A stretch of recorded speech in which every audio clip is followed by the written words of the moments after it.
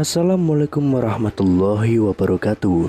Kembali lagi di channel Nasihat Kehidupan Misteri. Pada video kali ini saya akan membahas tentang Wali Songo ternyata cuma cerita dongeng. Perkembangan Islam di tanah air, khususnya di Pulau Jawa, tidak bisa dilepaskan dengan peran Wali Songo.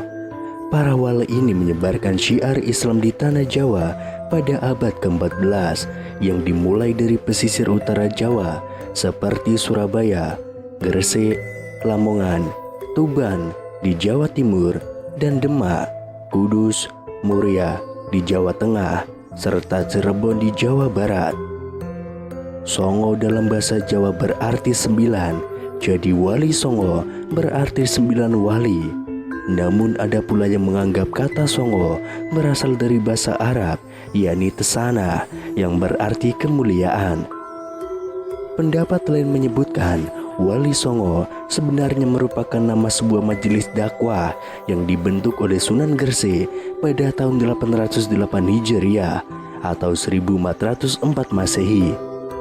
Ada beberapa hal yang belum banyak diketahui masyarakat perihal Wali Songo, mulai dari asal para sunan atau wali, metode syiar maupun tradisi yang dibawanya. Namun tahukah Anda bahwa Wali Songo ini ternyata tidaklah berjumlah 9 orang sebagaimana kita ketahui selama ini. Wali Songo sebenarnya merupakan sebuah majelis perkumpulan para ulama yang menyebarkan Islam di tanah Jawi.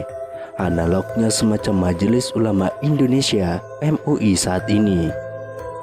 Istilah Wali Songo sendiri merupakan gabungan dari dua kata yang berbeda etimologi atau asal-usul bahasa, yakni kata wali yang berasal dari bahasa Arab atau walai, yang bentuknya jamak adalah aulia, yang bermakna walija, yang bermakna orang kepercayaan, khusus, dan dekat. Dan kata sangha yang berasal dari bahasa Pali atau Prakrit, yaitu sangha yang bermakna perkumpulan suci. Sehingga secara etimologi, kata Wali Songo berasal dari gabungan kata walai dan sangha yang bermakna perkumpulan orang-orang yang suci. Pemaknaan inilah yang harus diluruskan terlebih dahulu dari sebuah terminologi Wali Songo. Lantas apakah Wali Songo itu sendiri berjumlah 9 orang? Tentu hal ini juga keliru. Mengapa? Karena ketika kita merujuk pada berbagai referensi naskah-naskah kuno tentang Wali Songo, maka kita akan dibuat bingung olehnya. Misalnya, dalam naskah Serat Wuluk Wali Sana yang berbentuk tembang Asmarandana yang ditulis oleh Sunan Giri II, disebutkan bahwa Wali Sana atau sebutan untuk Wali Songo itu berjumlah 8 orang, yakni diantaranya yang pertama Sunan Ampel, Sunan Gunung Jati, Sunan Gudung, Sunan Giri di Giri Gajah, Sunan Magdum di Bonang, Sunan Alim di Maja Agung, Sunan Mahmud di Derajat, dan Sunan Kali. Sedangkan dalam Babat Tanah Jawi disebutkan bahwa Wali Songo berjumlah 9 orang, yakni diantaranya Sunan Ampel, Sunan Bonang, Sunan Giri, Sunan Gunung Jati, Sunan Kalijaga, Sunan Derajat, Sunan Udung, Sunan Muria, dan Syekh Maulana Maghribi. Sementara dalam naskah Babat Cirebon disebutkan bahwa Wali Songo juga berjumlah 9 orang, namun berbeda dengan Wali Songo yang disebutkan dalam Babat Tanah Jawi, yakni diantaranya Sunan Bonang, Sunan Giri Gajah, Sunan Kudus, Sunan Kalijaga, Syekh Maja Agung, Syekh Maulana Maghribi, Syekh Bentong, Syekh Lemah Abang, dan Sunan Gunung Jati Burba.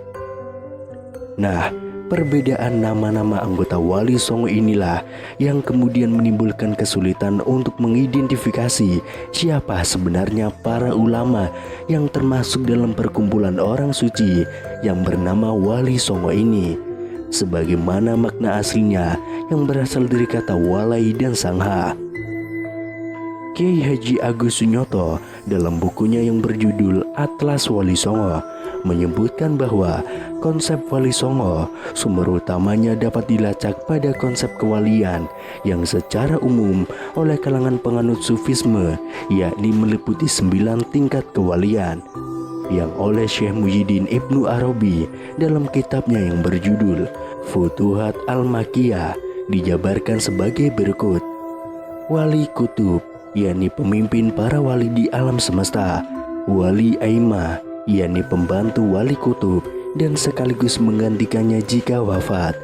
Wali Autad, yakni wali penjaga 4 arah penjuru mata angin. Wali Abdal, yakni wali penjaga 7 musim. Wali Nukabah, yakni wali penjaga hukum syariat. Wali Nujabah, yakni wali yang hanya berjumlah 7 orang pada setiap zaman. Wali Hawariyun, yakni wali pembela kebenaran agama. Wali Rajabiyun, yakni wali yang karomahnya muncul setiap bulan Rajab. Dan yang terakhir Wali Katam, yakni wali yang mengurus wilayah kekuasaan umat Islam. Nah, dalam upaya dakwah Islam yang disebarkan oleh Wali Songo dengan prinsip dakwah unsur-unsur budaya lokal yang beragam dan dianggap sesuai dengan sendi-sendi tauhid, kemudian diserap ke dalam dakwah Islam. Dan prinsip dakwah menyampaikan Islam dengan cara dan tutur bahasa yang baik. Inilah kemudian konsep 9 tingkatan kewalian yang sufistik dari Syekh Muhyiddin Ibnu Arabi diadopsi dan diadaptasi untuk menggantikan konsep Dewata Nawasangha yang memang telah ada jauh sebelum kerajaan Majapahit berdiri. Konsep Dewata Nawasangha inilah kemudian lahir Surya Majapahit sebagai lambang kebesaran kerajaan Majapahit. Dan konsep kosmologi Dewata Nawasangha inilah yang oleh Wali Songo dalam upaya dakwahnya kemudian diadaptasi menjadi konsep Wali Nawasangha, di mana kedudukan 9 manusia adikudrati penjaga 8 arah mata angin plus 1 titik pusat yang dikenal sebagai dewa, yang kemudian digantikan oleh 9 manusia-manusia yang dicintai Tuhan yang dikenal dengan istilah aulia, bentuk jamak dari tunggal wali. Sampai di sini akhirnya kita menjadi paham bahwa konsep Wali Songo sebenarnya merupakan adaptasi dari konsep Dewata Nawasangha atau perkumpulan 9 dewa yang bersifat Hinduistik menjadi konsep Wali Nawasangha atau perkumpulan 9 wali yang bersifat sufistik.